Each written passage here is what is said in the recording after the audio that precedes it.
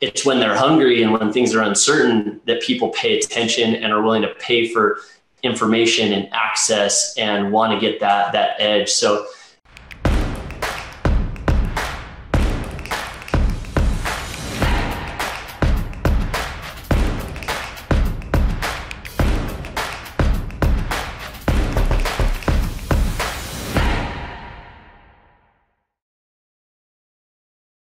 Gabe, talk to me a little bit about you. You know, you play ball in a different market. You know, you do, and you help some of the biggest financial,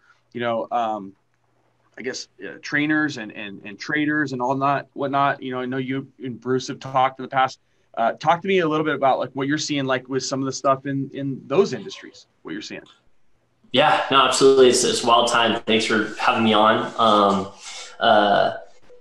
Yeah, it's really interesting. I think I read an article the other day that said something along the lines of like most businesses in the States, and then in other countries like Australia, UK, whatever, but looking at small business can only afford like the inbound cash flow stopping anywhere from like 16 to 19 days, which is, you hear that stat and you're just like mind boggling. Like it doesn't actually take that much to be out ahead of some of these like seemingly unstoppable businesses, right? But like I got a buddy who owns a local coffee tap room that like overnight is trying to like figure out what do I control? How do I flip over to become an e-com company overnight? So those are the guys that are going to win in this situation, as opposed to they're like sitting back like, okay, well I got 16 days. Hopefully this 10 grand comes in and who knows what's going to happen.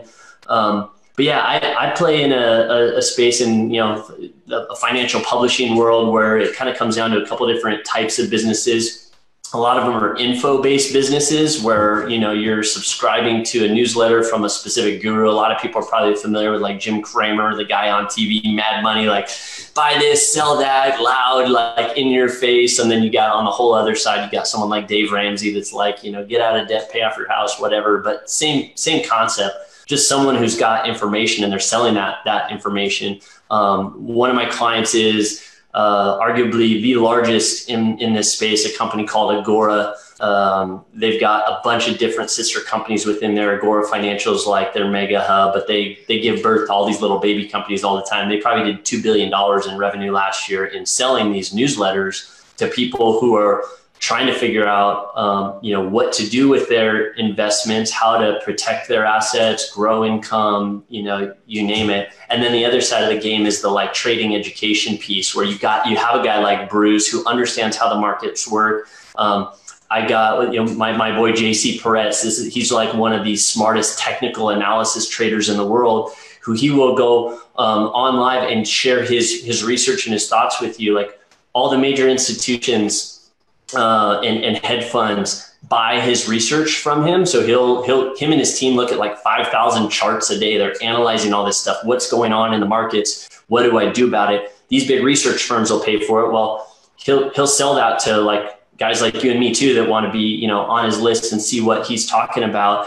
And it's really interesting to see how these guys think. I mean, even just like 2 weeks ago, he's watching as the market is just tanking.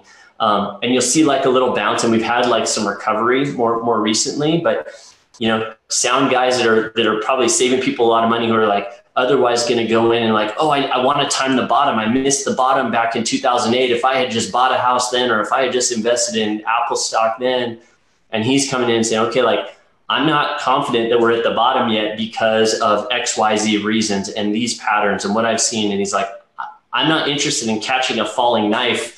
I'm okay losing a little bit of gains, waiting for this thing to bounce back and see like kind of where we're at before I go all in.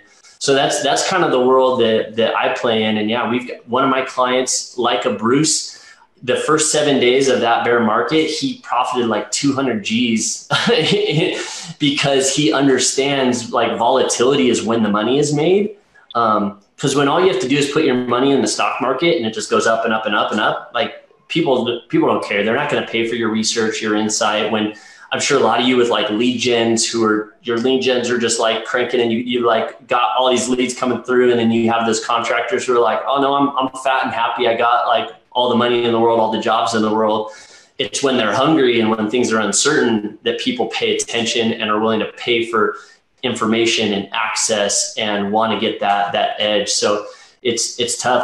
I'm not excited about anybody losing their job or being stuck in their house like I am right here. But I also know this is when like major opportunity is also prevalent. And like you, Dan, I've been like, dude, I've never been busier and had more things coming my way. It's just like, man, which one do I pick to start with? And how do I get as many of these things going right now as I possibly can?